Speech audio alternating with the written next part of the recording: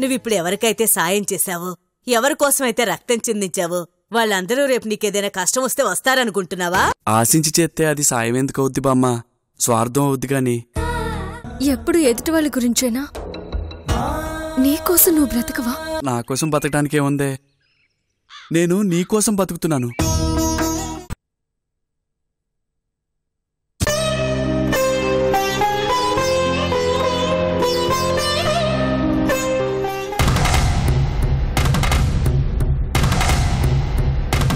శశి,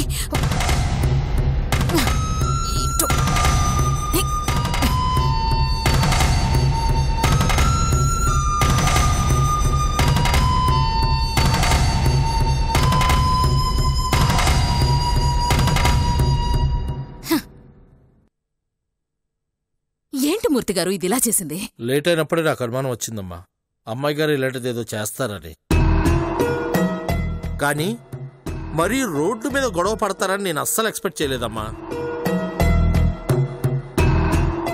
ఇప్పుడు సూర్య ఏమనుకుంటాడో ఏంటో.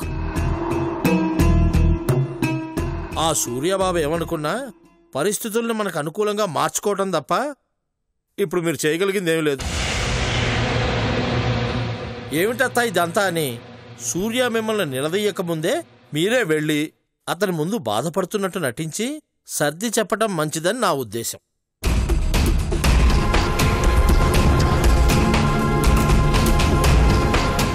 ఉద్దేశం కాదు మూర్తి గారు, అదే ఉత్తమం. నాకు తప్పదు కదా.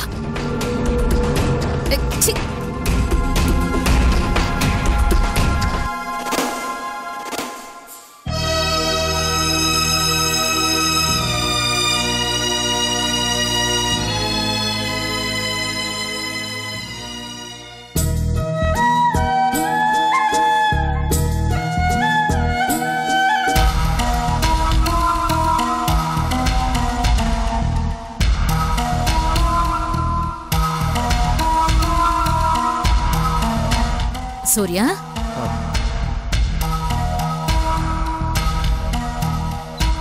ఇక్కడేం చేస్తున్నావు నాన్న? ఏం లేదత్తా, ఊరికే నిలబడ్డాను. శశి గురించి ఆలోచిస్తున్నావు కదా, దాన్ని చూస్తుంటే నాకే చిరాగ్గా ఉంది. నీకెంత బాధగా ఉందో నేను అర్థం చేసుకోగలను. తప్పుగా అనుకోకు సూర్య, ఫారెన్ కల్చర్కి అలవాటు పడ్డ పిల్ల, దానికివన్నీ క్యాజువల్గానే అనిపిస్తాయి. నిజానికి ఈ చెడ్డలవాట్లకు దూరం చేయాలనే నేను దాన్ని ఇండియాకి రప్పించాను. ఇక్కడికొస్తేనన్నా మారుతుందనుకున్నాను. కానీ మీ పెళ్లి ఫిక్స్ అయిన ఆనందంలో ఫ్రెండ్స్కి పార్టీలు అంటూ మళ్ళీ మొదలుపెట్టింది.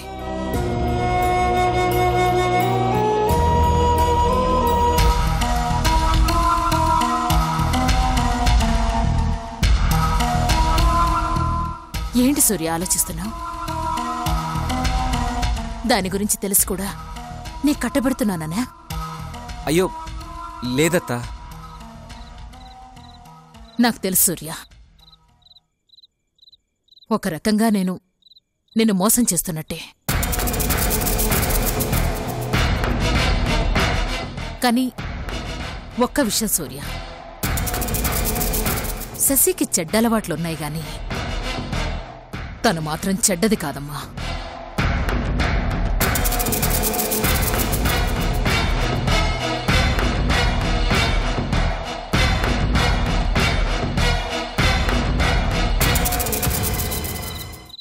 శశి నువ్వు నాకు రెండు కళ్ళలాంటివారు.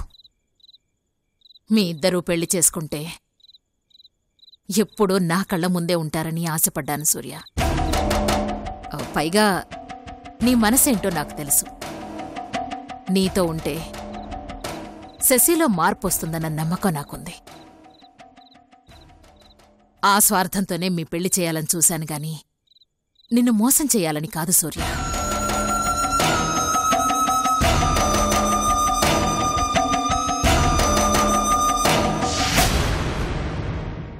నీకిష్టం లేదంటే చెప్పు, ఈ పెళ్లి ఆపేద్దాం.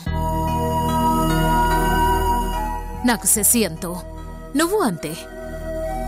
చూడు, నా కోసం బలవంతంగా పెళ్లి చేసుకొని తర్వాత నువ్వు బాధపడ్డావు నేను చూడలేనమ్మా.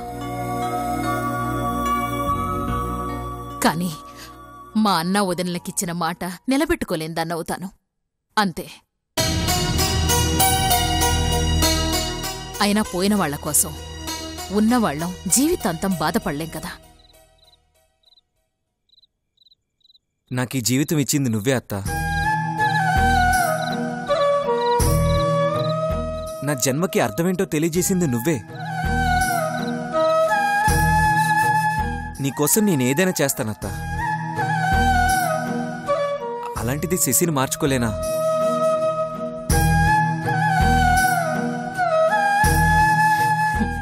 థ్యాంక్ యూ సూర్య. శశిని అలా చూసేసరికి నీకు తన మీద అసహ్యం కలుగుతుందేమో అనుకున్నాను. అసలు పెళ్లి చేసుకోవడం ఇష్టం లేదంటావేమో అనుకున్నాను. కాని నువ్వు నా బాధను అర్థం చేసుకున్నావు. చాలు సూర్య, నాకు సంతోషంగా ఉంది. శశికి నేను బుద్ధి చెప్తాను. ఇంకెప్పుడు ఇది రిపీట్ కాకుండా చూసుకుంటాను. అత్త, అరిచి తన్ని బాధ పెట్టద్దు, అర్థమయ్యేలా చెప్పు. అలాగే సూర్య.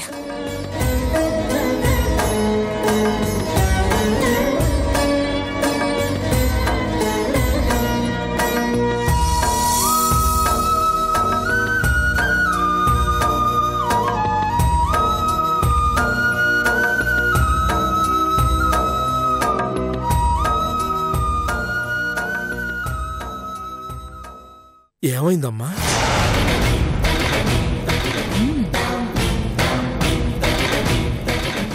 ఆతృత తట్టుకోలేక అడిగాను గాని మీరు వెళ్ళాక పని అవ్వకుండా ఎలా ఉంటుందమ్మా?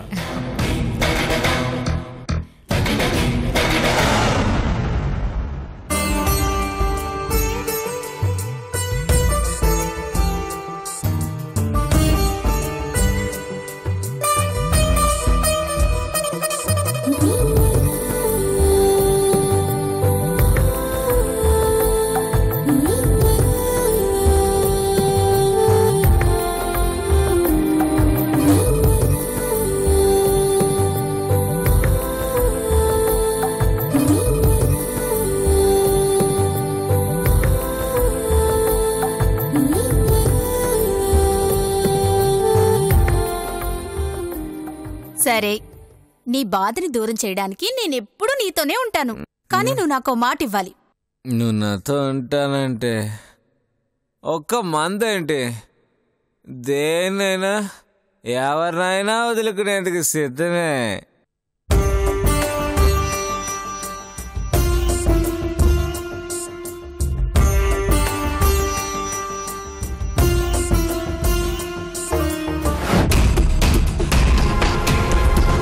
ఒళ్ళు తెలియకుండా తాగి మగాళ్లతో రోడ్డు మీద అలరి చేస్తుంటే ఇంటికి తీసుకొచ్చాను మేడం.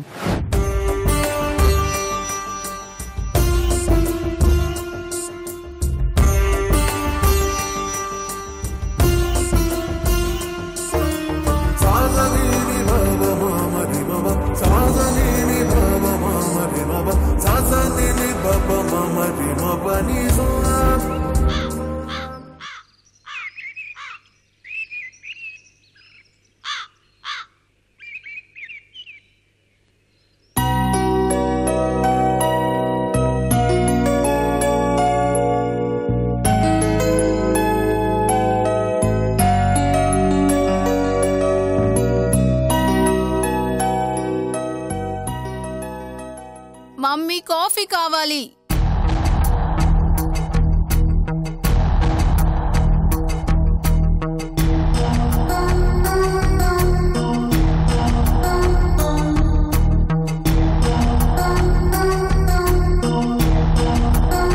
మమ్మీ, మమ్మీ కాఫీ కావాలి.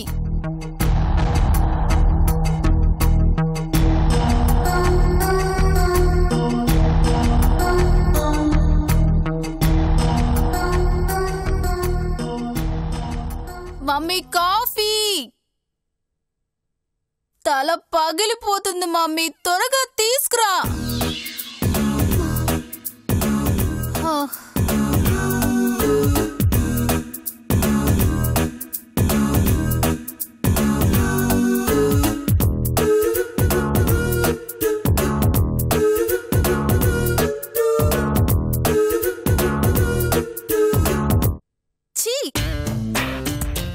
ఏం మమ్మీ ఇది? కాఫీ అడిగితే మజ్జిగ తెచ్చావు. ఇప్పుడు నీకు కావాల్సింది ఇదే కాబట్టి. మార్నింగ్ మార్నింగ్ ఎవరైనా మజ్జిగ తాగుతారా? రాత్రి తాగింది దిగాలంటే మార్నింగ్ మజ్జిగే తాగాలి.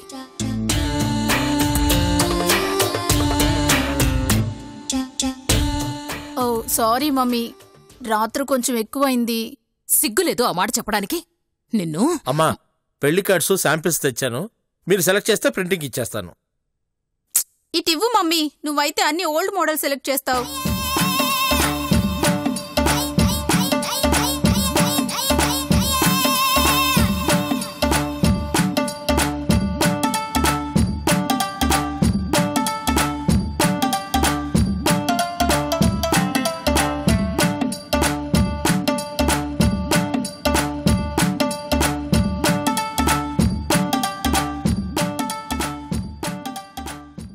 అత్త, నేను ఆఫీస్కి వెళ్ళొస్తాను. ఒక్క నిమిషం సూర్య. వెడ్డింగ్ కార్డ్స్ సెలెక్ట్ చేస్తున్నాం, ఇందులో ఏది బాగుందో చూసి చెప్పు.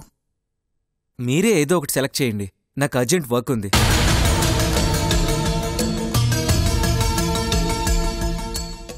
నేను వెళ్ళాలి, వెళ్ళొస్తాను.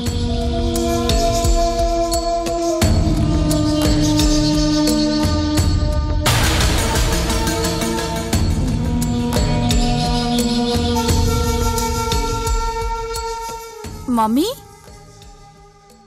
సూర్య ఎందుకంత డల్గా ఉన్నాడు? ఇంట్లో ఉన్నాడు, సంతోషించు.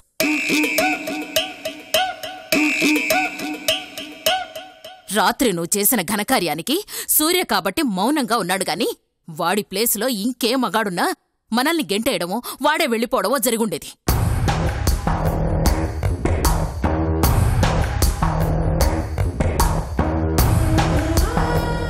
నేనేం చేశాను మమ్మీ? చేసిందంతా చేసి ఏం చేశాను అని అడుగుతోంది చూడు.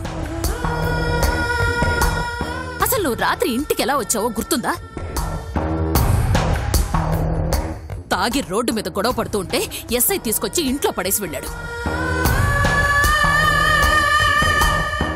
అతను మంచివాడు కాబట్టి దింపేసి వెళ్ళాడు. అతని ప్లేస్లో ఏ రాక్షసుడో ఉండుంటే నీ పరిస్థితి ఏంటో ఒక్కసారి ఆలోచించుకో.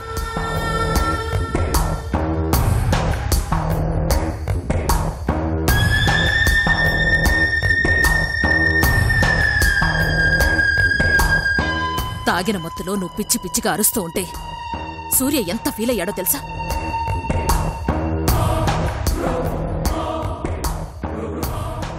ఏదో నేను వెళ్ళి సర్ది చెప్పాను కాబట్టి సరిపోయింది, లేదంటే ఈ పాటికి మీ పెళ్లి క్యాన్సిల్ అయి ఉండేది.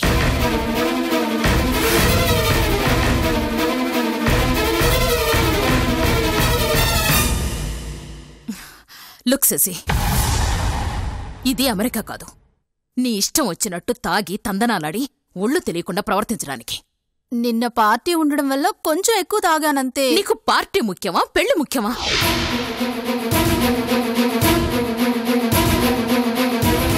అరే, నేను నానా తంటాలు పడి సూర్యని మన వైపు తిప్పుకొని నీతో పెళ్లి జరిపించాలని చూస్తూ ఉంటే నువ్వేమో ఇలాంటి పిచ్చి పిచ్చి పనులు చేస్తూ చేతులారా నీ పెళ్లిని చెడగొట్టుకుంటావా?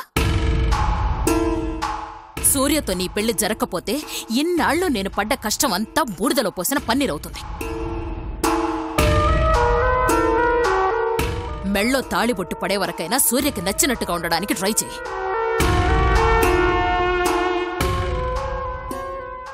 నిజం చెప్పాలంటే నీలతో పోలిస్తే నువ్వు ఏ విషయంలోనూ ఎక్కువ కాదు.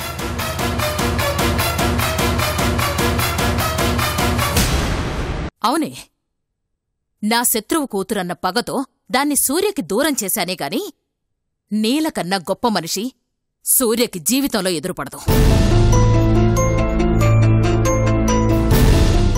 చూడు, సూర్య కూడా నా పగని పంచుకోవడానికే నీలం దూరం చేసుకున్నాడు గాని దానిమీద ద్వేషంతోనూ కాదు, నువ్వంటే ఇష్టం ఉండి కాదు.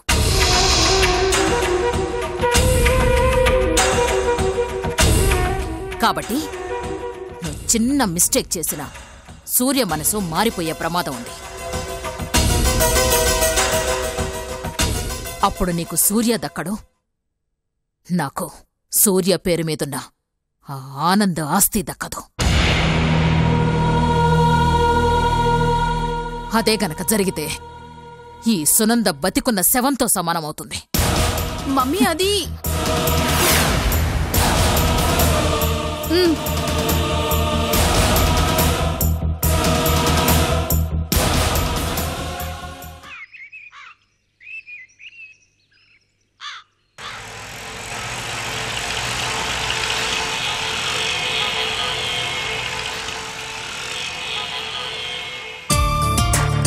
అరే ఏంట్రా సడన్ గా సూర్యగాడికి మనమంతా గుర్తొచ్చాం? ఎందుకు అంత అర్జెంటుగా కలుస్తున్నాడు? ఏమోరా, మాకు సస్పెన్స్ గానే ఉంది. వాడొస్తే గాని తెలీదు.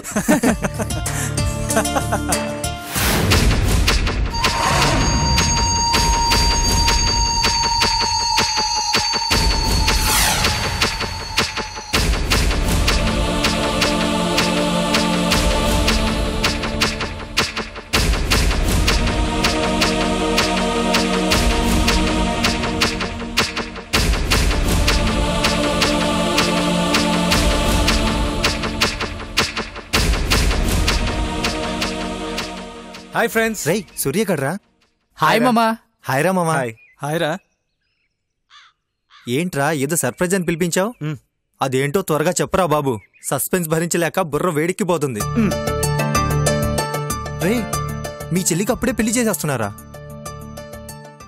పెళ్ళి మా చెల్లికి కాదురా, నాకు.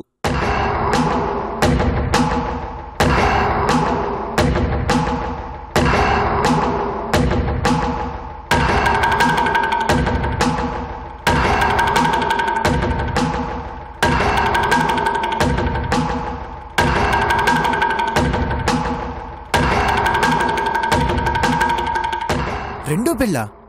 అవునరా. సడన్ గా ఈ ట్విస్ట్ ఏంట్రా బాబు? రేయ్, ఇంతకు ముందు నువ్వు ఇచ్చిన వెడ్డింగ్ కార్డు ఇంకా మా కబోర్డ్లోనే ఉందిరా. ఇంతలోనే నువ్వు రెండో పెళ్లికి రెడీ అయిపోయావు. గ్రేట్రా మావా. ఒక్కళ్ళకే దిక్కు లేకుండా మేమేడుస్తుంటే నువ్వు ఇద్దరు ముగ్గురిని ఎలా పడేస్తున్నావురా? మొత్తానికి నువ్వు అదృష్టవంతుడిరా. మన ఫ్రెండ్స్లో రెండో పెళ్లికి రెడీ రికార్డు సృష్టించింది నువ్వేరా, అది ఇంత తక్కువ టైంలో. అరే అసలు ఏం జరిగిందిరా? ఆ అమ్మాయి బానే ఉంది కదా, పైగా లవ్ మ్యారేజ్ చేసుకున్నావు.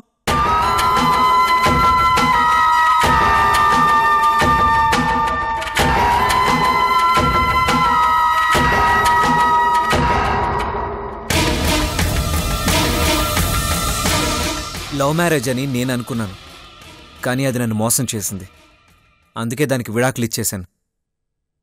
ఇప్పుడు మా అత్త కూతురునే చేసుకోబోతున్నాను. పొరిగింటి పుల్లకూర ఎప్పుడూ రుచిగానే ఉంటుంది. అంటే ఏంట్రా నీ ఉద్దేశం? మా అత్త కూతురి మీద మోజుతో నేను దాన్ని వదిలేశాను అనుకుంటున్నావా? దాంతో ఉన్నంతకాలం నేను ఎంత నరకం అనుభవించానో నీకేం తెలుసు. నేను రెండో పెళ్లి చేసుకుంటున్నానని మీకు వెటకారంగా ఉండొచ్చు, కానీ ఆ నిర్ణయం తీసుకున్నానంటే నేను ఎంత స్ట్రగుల్ అయి ఉంటానో అన్న ఆలోచన మీకు ఉండదు.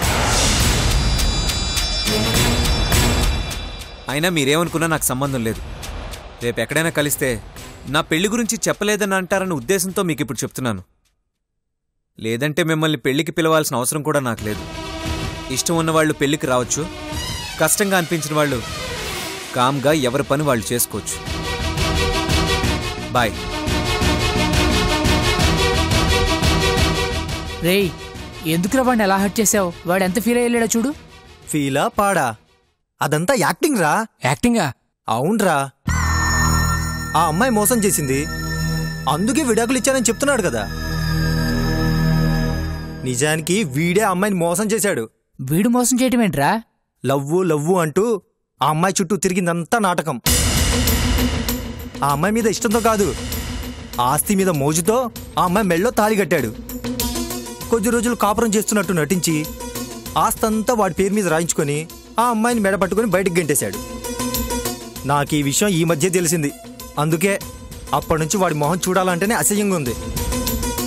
ఎవరో మేనత్త మాటలు విని పెంచి పోషించిన తల్లిదండ్రులను కాదనుకొని బతుకుతున్నాడు.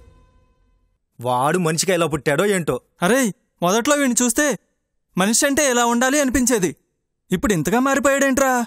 ఎటువంటి మనిషినైనా మార్చే మహత్యం డబ్బుకే ఉందిరా. సర్లేరా, వాడి లైఫ్ వాడిష్టం. వాడి పర్సనల్ విషయాల గురించి మనకెందుకురా? వీలైతే పెళ్లికెళ్దాం, లేదంటే మానేద్దాం. నేనైతే రాను. ఇష్టమైన వాళ్ళు వెళ్ళండి. ఉంటాను.